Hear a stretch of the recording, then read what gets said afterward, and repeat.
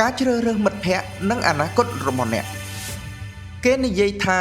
អ្នកគឺជាមធ្យមភាពនៃមនុស្ស5នាក់ដែលអ្នកចំណាយពេលជាមួយច្រើនបំផុតសូមក្រឡេកមើលជុំវិញខ្លួនអ្នកនាពេលនេះមនុស្សដែលអ្នកសើចសប្បាយជាមួយមនុស្សដែលអ្នកផ្ញើសាររកជារៀងរាល់ថ្ងៃតើពួកគេកំពុងជួយលើកស្ទួយអ្នកឬកំពុងបង្អាក់ដំណើររបស់អ្នករង្វង់មិត្តភ័ក្តិរបស់អ្នកប្រៀបដូចជាការមើលឃើញទុកជាមុននៅអនាគតរបស់អ្នកអញ្ចឹងប្រសិនបើអ្នកនៅជាមួយអ្នកមានក្តីស្រមៃ4នាក់អ្នកនឹងក្លាយជាអ្នកទី5ប៉ុន្តែប្រសិនបើអ្នកនៅជាមួយមនុស្សដែលគ្មានគោលដៅ4នាក់អ្នកក៏នឹងក្លាយជាអ្នកទី5ដែរសូមជ្រើសរើសឲ្យបានច្បាស់លាស់ព្រោះថាក្រុមរបស់អ្នកនឹងកំណត់វាសនារបស់អ្នកផ្នែកដែលពិបាកបំផុតនៃការធំដឹងក្តីគឺការដឹងថា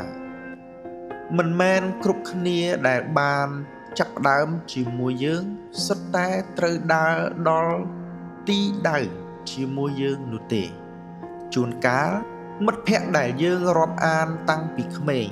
បានคล้ายជាដុំថ្មដែលទាញយើងមិនឲ្យហោះហើរបានខ្ពស់អ្នកចង់រៀនសូត្រប៉ុន្តែពួកគេចង់តែដើរលេងអ្នកចង់សន្សំលុយប៉ុន្តែពួកគេចង់តែចាយលុយការភ័យខ្លាចភាពឯកោតែងតែបង្ខាំងយើងឲ្យនៅក្នុងរង្វង់មិត្តភ័ក្តិដែលមិនល្អយើងបន្តនៅជាមួយមនុស្សដែលមិនត្រឹមត្រូវគ្រាន់តែដោយសារយើងខ្លាចការដើរម្នាក់ឯងប៉ុន្តែការនៅម្នាក់ឯងក្នុងរដូវកាលណាមួយ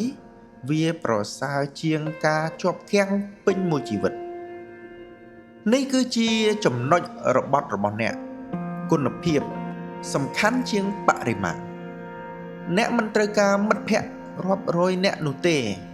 អ្នកត្រូវការមិត្តភ័ក្តិដែលប្រៀបដូចជាមាសសុទ្ធបើទោះជាមានតិចក៏ដោយចំណុចរបត់កើតឡើងនៅខណៈពេលដែលអ្នកសម្រេចចិត្តថាក្តីស្រមៃរបស់អ្នកសំខាន់ជាងការធ្វើឲ្យដូចគេនៅពេលអ្នកលើកកម្ពស់តម្លៃខ្លួនឯងអ្នកប្រហែលជាត្រូវបាត់បង់មិត្តភ័ក្តិខ្លះប៉ុន្តែអ្នកនឹងរកឃើញមិត្តពិតប្រាកដនៅពេលអ្នកចាប់ផ្ដើមអភិវឌ្ឍខ្លួនឯងមនុស្សដែលត្រឹមត្រូវនឹងរកអ្នកឃើញដោយឯកឯងអ្នកមិនចាំបាច់អង្វរអ្នកដទៃសុំកន្លែងអង្គុយនោះទេនៅពេលដែលអ្នកកំពុងកសាងតុផ្ទាល់ខ្លួនរបស់អ្នកតើយើងជ្រើសរើសក្រុមរបស់យើងដោយរបៀបណាចាប់ផ្ដើមដោយការវាយតម្លៃមិត្តភ័ក្តិសួរខ្លួនឯងថាបន្ទាប់ពីចំណាយពេលជាមួយបុគ្គលនេះតើខ្ញុំមានអារម្មណ៍ថាមានកម្លាំងចិត្តឬហត់នឿយប្រសិនបើពួកគេតែងតែត្អូញត្អែនិងមិនដែលផ្ដល់កម្លាំងចិត្តវាដល់ពេលដែលត្រូវកំណត់ព្រំដែនហើយទី2ស្វែងរកមនុស្ស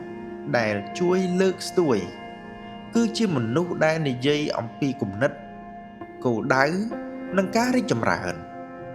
ចូលរួមក្នុងសហគមន៍ក្លឹបឬតាមដានមនុស្សតាមអនឡាញណាដែលជំរុញអ្នកឲ្យប្រសើរឡើងអ្នកគឺជាស្ថាបត្យករនៃជីវិតសង្គមរបស់អ្នកប្រសិនបើអ្នកមិនចូលចិត្តអគារនេះទេសូមផ្លាស់ប្ដូរប្លង់សាងសង់វាចេញកុំខ្លាចក្នុងការដើរម្នាក់ឯងរហូតដល់អ្នករកឃើញមនុស្សដែលត្រឹមត្រូវដើម្បីដើរជាមួយអនាគតរបស់អ្នកមានតម្លៃលើសពីការលះបង់ទាំងនេះប្រសិនបើអ្នកបដិញ្ញាហុំព័ទ្ធខ្លួនឯងដោយមនុស្សអស្ចារ្យនៅឆ្នាំនេះសូមបញ្ចេញមតិពាក្យថា My Tribe នៅខាងក្រោម Tag មិត្តភ័ក្តិម្នាក់ដែលតែងតែជំរុញអ្នកឲ្យប្រសើរឡើងតោះយើងកសាងសហគមន៍អ្នកឈ្នះទាំងអស់គ្នាខ្ញុំគឺផ្កាស្លា TV ហើយចំណុចរបត់របស់អ្នកចាប់ផ្ដើមពីមនុស្សដែលអ្នកអនុញ្ញាតឲ្យចូលក្នុងជីវិតនៅថ្ងៃនេះ